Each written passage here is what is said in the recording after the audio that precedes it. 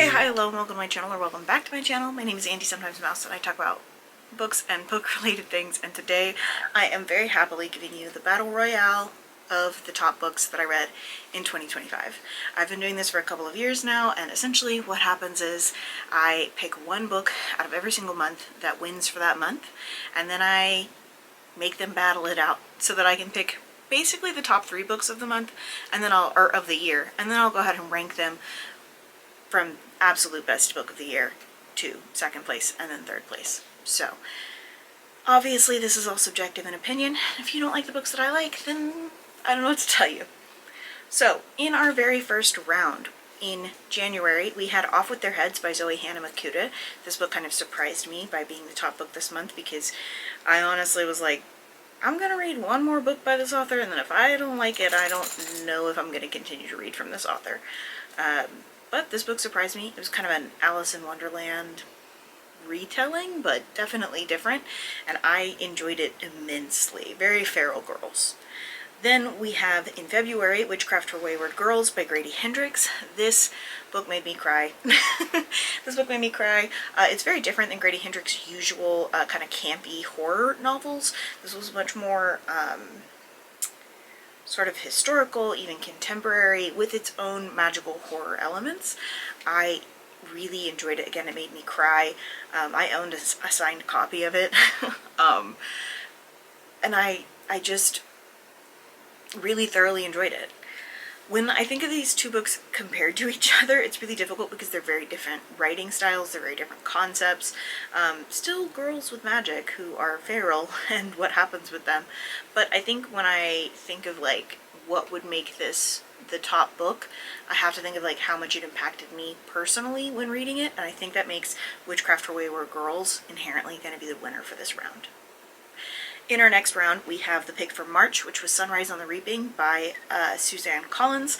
This was the newest prequel to the original Hunger Games trilogy, and it broke my heart into 1,000,000,000,000,000 pieces, which is kind of crazy because, like, you knew that our main character's life sucked, like, you knew all of that, and yet you still got emotionally destroyed. So thanks for that. I can't wait for the movie. And it is going up against April's pick, which was Light from Uncommon Stars by Raika Aoki. I think this book also emotionally was a little bit devastating, which was shocking for a sci-fi book. I didn't expect to like this book as much as I did. I kind of picked it on a whim, and the character development, the world building, the sci-fi aspects of it, I thought were really well done and really enjoyable, and yeah, it was really good. However, again, personal impact, if I'm thinking about those things, it's going to be Sunrise on the Reaping. Did I say it? Yeah, Sunrise on the Reaping. I think that this book, honestly, it was pretty societally changing. Like, a lot of people got together and read this book. And I liked it so much better than Ballad of the Songbirds and Snakes. So much better. In our third round, we have May's pick, which is Bury Your Gaze by Chuck Tingle.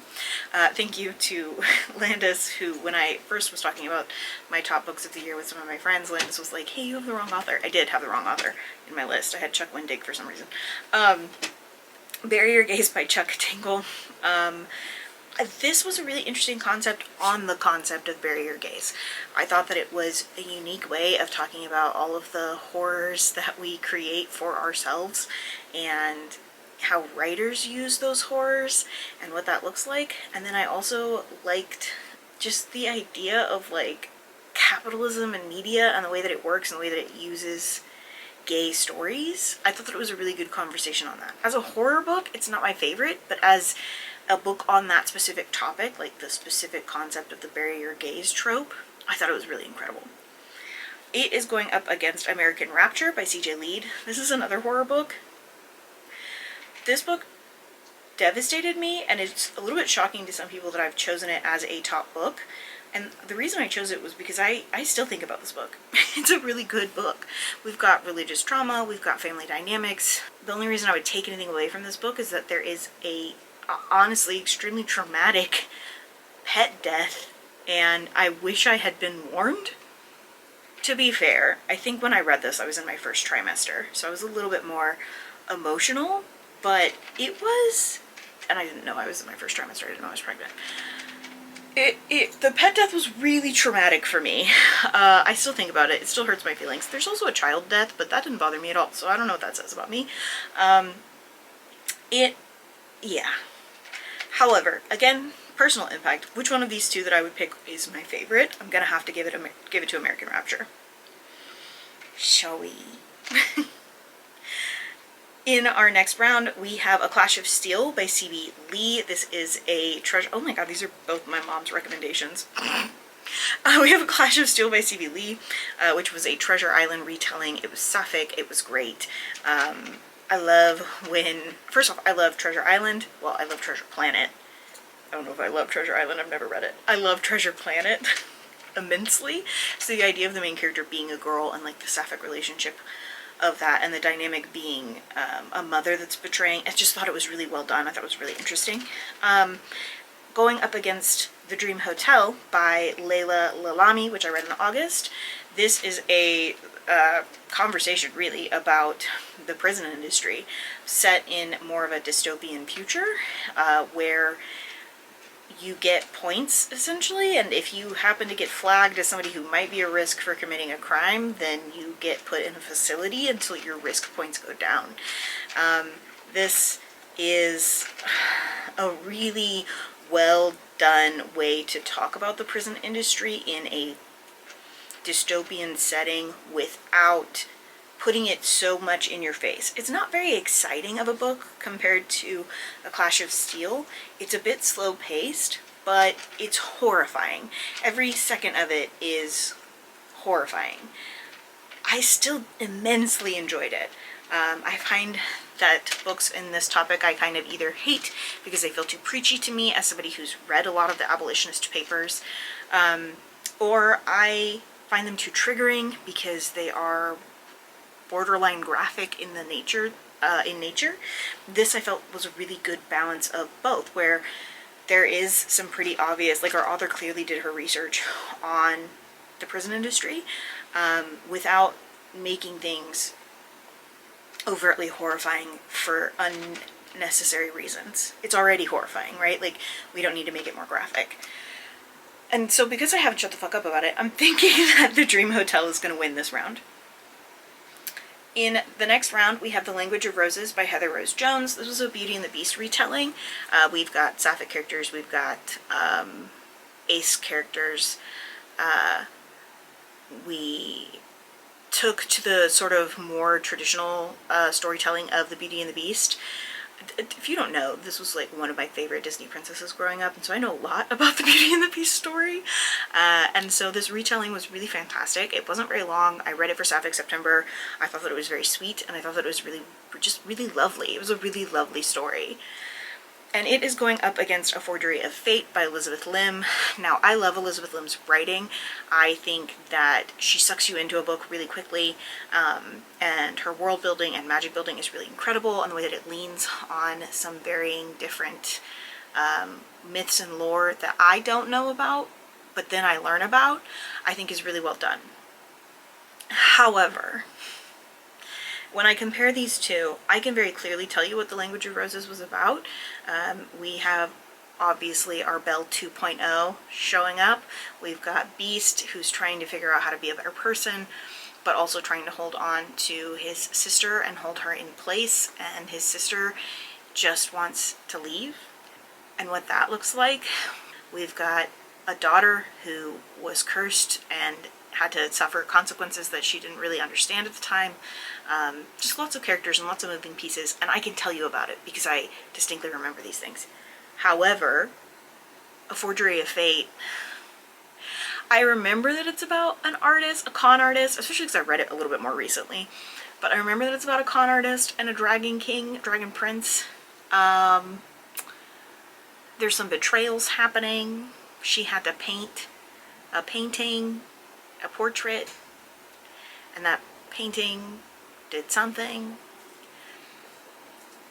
Anyway, The Language of Roses wins because I remember it more clearly despite it being further in the past for me. And in our final round of this first round. We have Skip Shock by Caroline O'Donoghue. This book felt like watching an old sci-fi series, like the Channel Sci-Fi. I don't know how else to explain it, but it felt like watching an old sci-fi series, and it also felt like Infinity Train, but adult. And I loved the characters, I loved the world. I hated the cliffhanger ending, but I'm hoping that it means that we get more books in this world, because if not, what the hell? I was obsessed with this book. I'm still obsessed with this book. I still think about this book. I might actually, I have book club tonight, and I might go recommend it. I don't know. It was incredibly good. And it's going up against The Unmaking of June Farrow by Adrienne Young, which I read for book club, and it was Ozzy's pick for book club, that book was devastating and hurt my feelings quite a lot. We've got kind of time travel, but you are limited to the amount of times that you can go, and you have to make a decision on which world you're going to reside in, like which timeline you're going to reside in, and you will forget the things from the timeline that you have grown up in up until that point, and the people, and it does have butterfly effects on everything. It was devastating, it was beautiful, it was well written, it was very interesting. However, I do think that 6 months from now I'm not going to be thinking too much about this book, so I believe that that means Skip Shock is going to win this round. Which means we are now moving into our next round, where we will get what our top 3 books are. Sorry if y'all are in a different spot, I had to get a new battery, so let's start our next round. We have Witchcraft for Wayward Girls versus Sunrise on the Reaping. And this one's actually weirdly an easy pick for me. I'm gonna go Witchcraft for Wayward Girls. Am I gonna read Sunrise on the Reaping probably 1,000 more times? Yes. Was it a very good book? Yes. Was Witchcraft for Wayward Girls a book that I think I will recommend to others more frequently because I enjoyed it immensely? Yes. And that inherently just kind of puts it above the other. Like, I just think that I don't know. I just think that I don't want to say is better, but I think that that makes it win the round. Next, we have American Rapture versus The Dream Hotel. And quite frankly, because of the dog thing, The Dream Hotel wins. Yeah, The Dream Hotel wins. I hate saying that, but it didn't. There were just a few things that I felt a bit nitpicky about at the end, which I don't think I felt about The Dream Hotel either. As much as I enjoyed American Rapture, and it's an incredible book. I think everyone should read it. It's like a very camp horror, and it's like a very specific niche of people that would read it. And would I read it again? No, I wouldn't. But I would probably reread The Dream Hotel. Like if I was told somebody to read something and read it, and they were like, well, only if you'll buddy read it, I would read The Dream Hotel again. If somebody told me that with American Rapture, I'd be like, no, get fucked. So, there's that. And then with The Language of Roses versus Skip Shock, also a pretty easy pick for me. I'm gonna go with Skip Shock. The Language of Roses was sweet. It was a really lovely story. I enjoyed it a lot. I wouldn't read it again. I don't think about it in my free time. And Skip Shock I do. I'm still thinking about Skip Shock. So, our final 3 books, let me put them in ranking order from what I think is 3rd place, 2nd place, and then we'll talk about 1st place. So, in 3rd place we have The Dream Hotel by Leila Lalami. It's a really incredible book. If you want a dystopian book about the prison industry and you don't want it to feel too heavy-handed, but also like still horrifying, this is a really good book for that. In 2nd place, we're gonna have Skip Shock by Caroline O'Donoghue. Fantastic. Just a really great book. My only critique, truly, is that it ended on a cliffhanger, and I'm still not sure if we're getting a 2nd book. And yes, I'm gonna go research that actually, but I don't love that it ended on a cliffhanger. I genuinely thought it was a standalone. It was marketed and it seemed like a standalone, and so I'm still a little bit frustrated by that. I don't think everything needs to be a series. And this book could benefit from being a series, but it just didn't present itself as one until the very end, and I found that really annoying. And in 1st place, we have Witchcraft for Wayward Girls by Grady Hendrix. I think a lot of people could benefit from reading this. I think it's a wonderful book. I'm kind of shocked at how well Grady Hendrix wrote this female experience, because it's so